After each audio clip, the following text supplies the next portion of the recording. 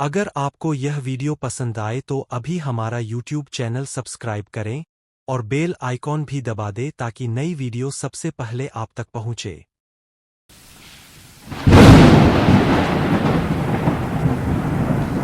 نحمده ونصلي على رسوله الكريم اما بعد فاعوذ باللہ من الشیطان الرجیم بسم اللہ الرحمن الرحیم۔ میرے واجب الاحترام حضرات سامعین، ہمارا آج کا موضوع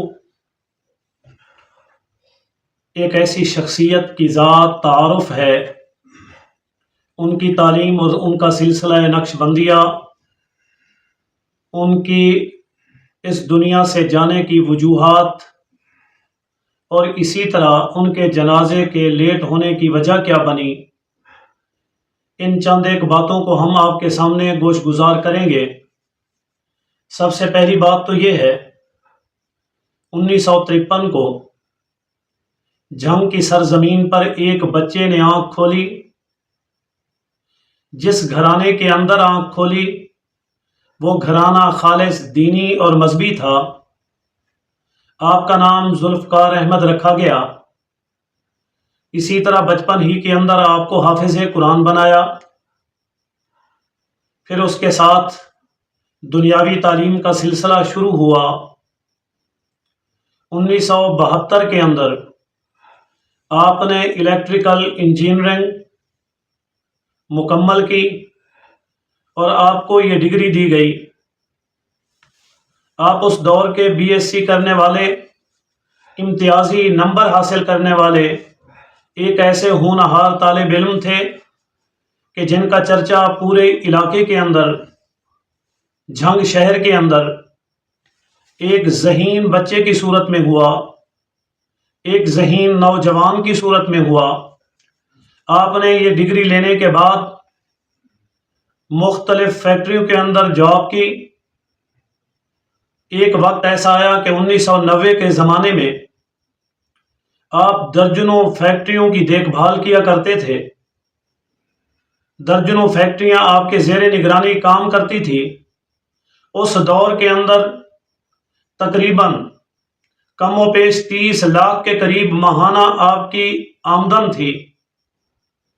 اس خوشحال زندگی کے اندر، اس مال کی فراوانی کے اندر آپ نے ایک تہیہ کیا تھا کہ جب میری عمر 40 سال کو پہنچے گی، میں یہ تمام دنیاوی امور، دنیاوی کام، یہ جاب، یہ مالی معاملات، یہ سب چیزیں ختم کر کے دنیا کو خیر آباد کہہ کے دین کی طرف چلا جاؤں گا، اور میں اپنے رب کو راضی کرنے کے لیے، اللہ تعالیٰ کی رضا اور خوشنودی کے لیے اپنی ساری زندگی وقف کر دوں گا، اور اس دین کے کام کو کرتے کرتے اس دنیا سے جاؤں گا۔ یہ جذبہ بچپن میں بھی تھا، جوانی میں بھی تھا۔ اسی طرح جب آپ کی عمر 40 سال ہوئی، آپ نے اپنے اس ارادے کو، آپ نے اپنے اس عہد کو پورا کرنے کے لیے اپنے تمام دنیاوی امور کو الوداع کہہ دیا اور آپ دین کی طرف چلے گئے۔ سب سے پہلے آپ نے علم حاصل کیا۔ علم حاصل کرنے کے ساتھ ہی آپ نے تصوف کی دنیا کو اپنایا، تصوف کے سلسلے کو اپنایا، تزکیہ نفس کے سلسلے کو اپنایا۔ تو اس طریقت کے اندر، تصوف کے اندر 4 سلسلے ہیں، جن میں سے ایک سلسلہ نقش بندیہ ہے، دوسرا سلسلہ قادریہ ہے، تیسرا سلسلہ چشتیہ ہے، اور چوتھا سلسلہ سہروردیہ ہے۔ ان میں سے 3 سلسلے، قادریہ، چشتیہ، سہروردیہ، یہ چلتے ہوئے حضرت علی المرتضیٰ رضی اللہ تعالی عنہ کی ذات اقدس تک پہنچتے ہیں۔ پھر حضرت علی المرتضیٰ سے حضور صلی اللہ علیہ وسلم کی طرف نسبت ہوتی ہے۔ لیکن سلسلہ نقش بندیہ ایک ایسا سلسلہ ہے جو چلتے ہوئے سیدنا صدیق اکبر رضی اللہ تعالی عنہ تک پہنچتا ہے۔ پھر سیدنا صدیق اکبر سے وہ سلسلہ حضور علیہ الصلوۃ والسلام تک پہنچتا ہے، تو آپ نے سلسلہ نقش بندیہ کے اس امور کو، اس سلسلے کو، اس تصوف کی دنیا کو چنا اور اس کا انتخاب کیا۔ سلسلہ نقش بندیہ کے اس دور کے بہت بڑے عالم دین حضرت خواجہ غلام حبیب رحمہم اللہ تعالی چکوال والے، ان کے دست مبارک پر بیعت کی اور اسی طرح سلسلہ نقش بندیہ کے اسباب پورے کیے۔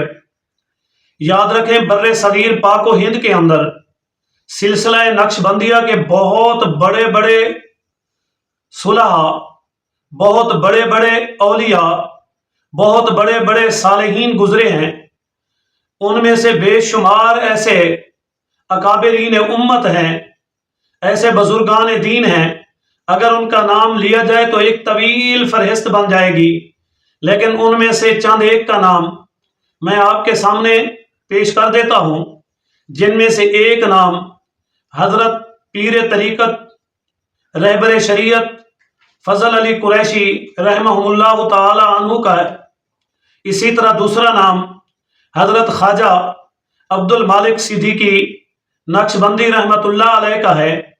اسی طرح چوتھا نام حضرت مرزا مظہر جان جانا کا ہے رحمہ اللہ تعالی۔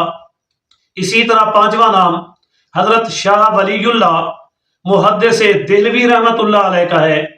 اسی طرح پانچواں نام حضرت مجدد الافسانی رحمہ اللہ تعالی کا ہے، اس لیے اس کو نقش بندی اور مجددی سلسلہ کہتے ہیں۔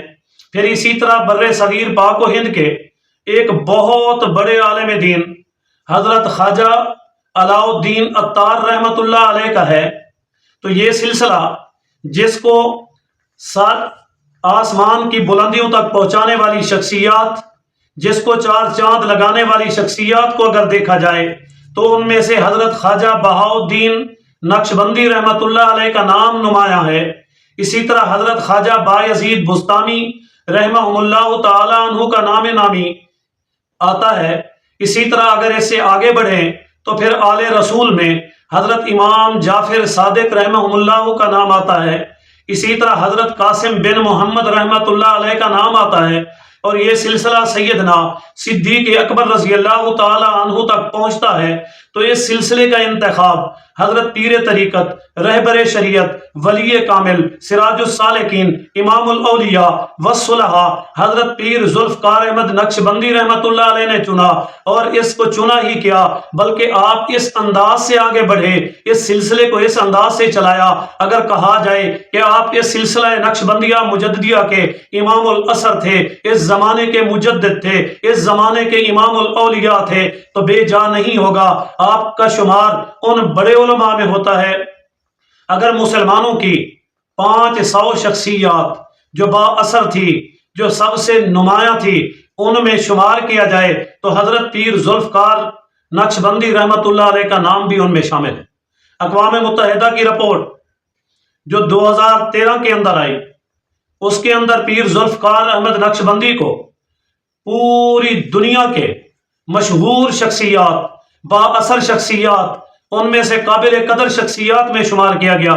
اسی طرح اگر دیکھا جائے تو حضرت پیر ذوالفقار احمد نقش بندی رحمۃ اللہ علیہ نے اس سلسلے کے لیے پوری محنت کی اور اس سلسلے کو آگے بڑھایا، یہاں تک کہ آپ اس سلسلے کے اندر کام کرتے رہے، اور اس کام کو اتنے بہترین انداز سے آپ نے کیا کہ آج 2025 کے اندر جب آپ پہنچے تو اس کیفیت میں پہنچے کہ زمانہ آپ کو رونے، زمانہ آپ کی یاد کو لے کر مختلف انداز سے، چاہے آپ کی تقریریں ہوں، آپ کی کتابیں ہوں، اگر تقاریر کو دیکھا جائے تو وہ ہزاروں کی تعداد نہیں، لاکھوں کی تعداد میں پڑی ہیں۔ اگر کتابوں کو دیکھا جائے تو وہ سینکڑوں کی کتاب میں ہیں، اگر مضمون اور عنوان دیکھے جائیں تو وہ ہزاروں کی تعداد میں ہیں۔ آپ نے ادارے چھوڑے، اپنے مریدین چھوڑے، خلفاء چھوڑے، ایک بہت بڑا ایسا طبقہ ہے جو آپ اپنے جانے کے بعد اس روئے زمین پر چھوڑ کر گئے۔ آپ نے مختلف زبانوں کے اندر، مختلف علاقوں کے اندر دین کے اس کام کا بیڑا اٹھایا تو آپ افریقہ چلے گئے، آپ امریکہ چلے گئے، آپ آسٹریلیا چلے گئے، دنیا کا کوئی ایسا کونا نہیں ہوگا،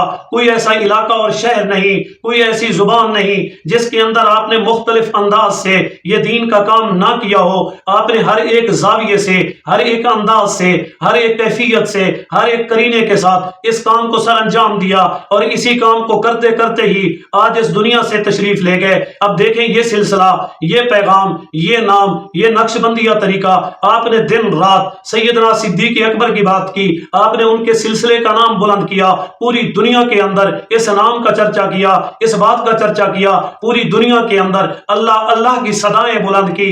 جب وقت آیا تو وقت بھی کیسا آیا کہ حضرت ابو بکر صدیق رضی اللہ تعالیٰ عنہ کی وفات 22 جمادی الثانی بروز پیر کو ہے، تو حضرت کا بھی وصال ہوا تو 22 جمادی الثانی ہے۔ جب آج حضرت کی تدفین ہوگی تو اس وقت بھی بروز پیر کا دن ہے، یعنی آج بھی پیر کا دن ہے، بروز پیر ہے۔ حضرت ابو بکر بھی پیر والے دن، حضرت پیر ذوالفقار احمد نقش بندی بھی پیر والے دن مدفن ہوں گے۔ تو اس لیے ان کو ان کے ساتھ الفت تھی، محبت تھی، اللہ نے انہی کے ساتھ ایک نسبت دے دی۔ تو حضرت کو ایک سوال پیدا ہوتا ہے کہ کون سی ایسی چیزیں تھی، کون سی ایسی بیماری لاحق تھی کہ جس کی وجہ سے اللہ تعالیٰ نے یہ سبب بنایا۔ پہلی بیماری تو شوگر کی تھی جو بہت ہی زیادہ لاحق تھی، اسی طرح دوسری بیماری گردوں کی تھی، اور یہ بڑے عرصے سے آپ کے ساتھ یہ بیماریاں چل رہی تھی۔ اسی طرح ایک اور سوال پیدا ہوتا ہے کہ آپ کا جنازہ لیٹ کس وجہ سے ہوا، کیونکہ آپ کے قریبی گھر والے، خاندان والے، عزیز و اقارب، اپنے قریبی لوگ دنیا کے اندر، باہر ممالک کے اندر تھے، تو ان لوگوں نے آپ کے جنازے میں، آپ کی تدفین میں شریک ہونا تھا، تو اسی وجہ سے آپ کا جنازہ لیٹ کیا گیا۔